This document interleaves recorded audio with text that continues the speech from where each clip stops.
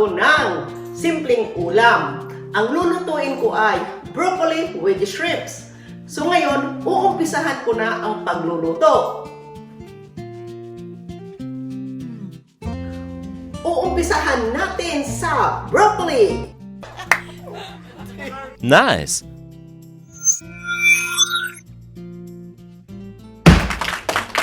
Ito na ang broccoli. Wow!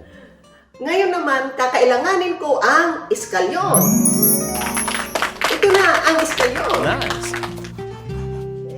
Kailangan kong i-chops itong iskalyon ng medyo maliliit lang. Of course, tatanggalin itong dulo.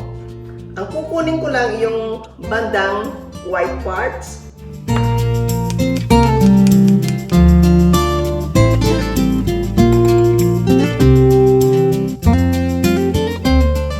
Itong shrimps, lalagyan ko na siya ng garlic salt. Lalagyan ko ng half teaspoon. Lalagyan ko rin ng kunting sesame oil. Mga half teaspoon din. Lalagyan ko din ng ground black pepper. Haluin.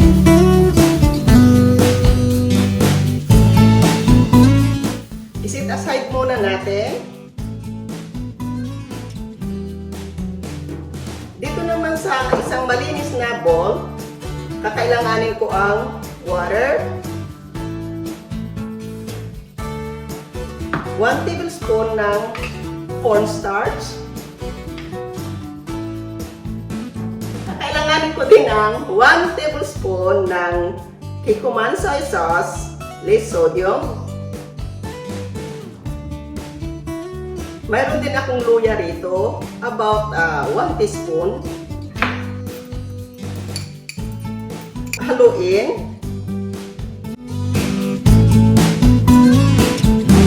Haluin mabuti. Yan. Okay, tapos na yan. Dito naman sa maliit na bowl, nag-chops ako kanina ng garlic. Gagamitin kong panggisa. So ngayon, lipat na tayo sa ating stove. Kumukulo na ang water. Lalagay ko na ang broccoli. Pakukuluan ko itong broccoli ng about 2 minutes.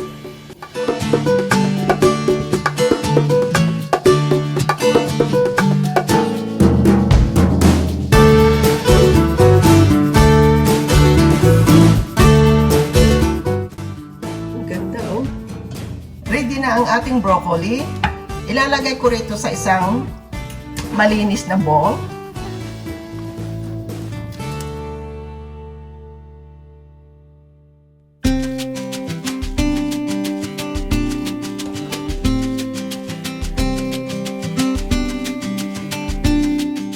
Mainit na ang ating kawali.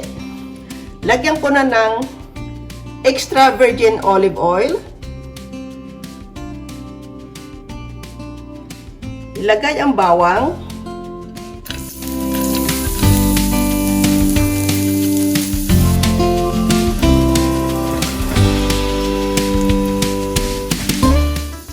Ilagay na ang hipon or shrimps.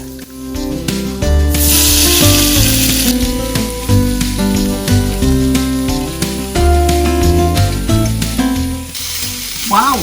Ang bango!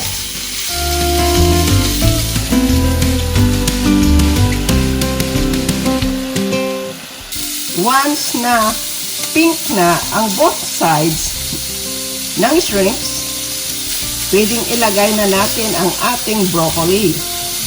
I wish na amoy nyo yung aroma ng garlic, oil, at pa shrimps.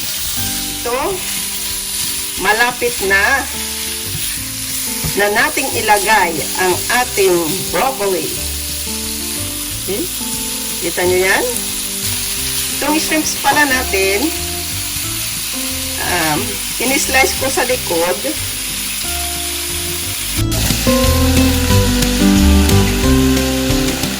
Okay, ngayon, lalagay ko na ang ating broccoli.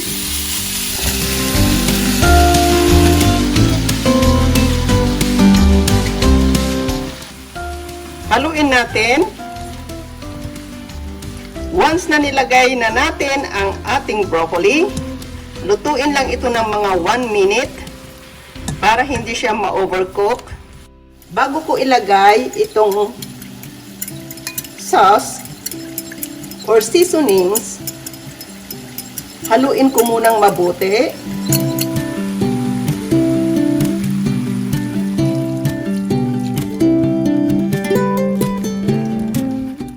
Haluin natin. Malapit nang maluto ang ating shrimps.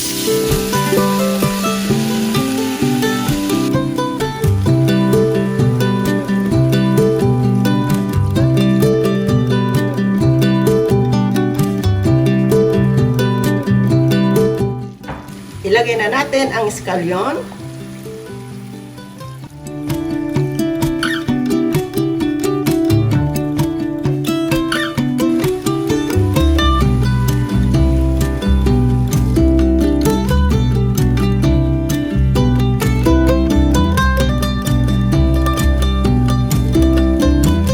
Hey, that's pretty good.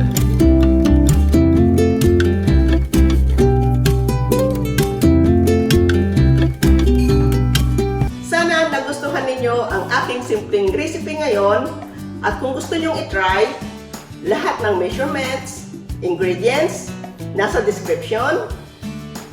At maraming salamat sa muling pagsama ninyo sa akin, sa aking simpleng recipe ngayon.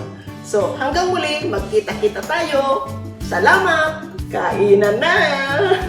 Kainan na! Bye-bye!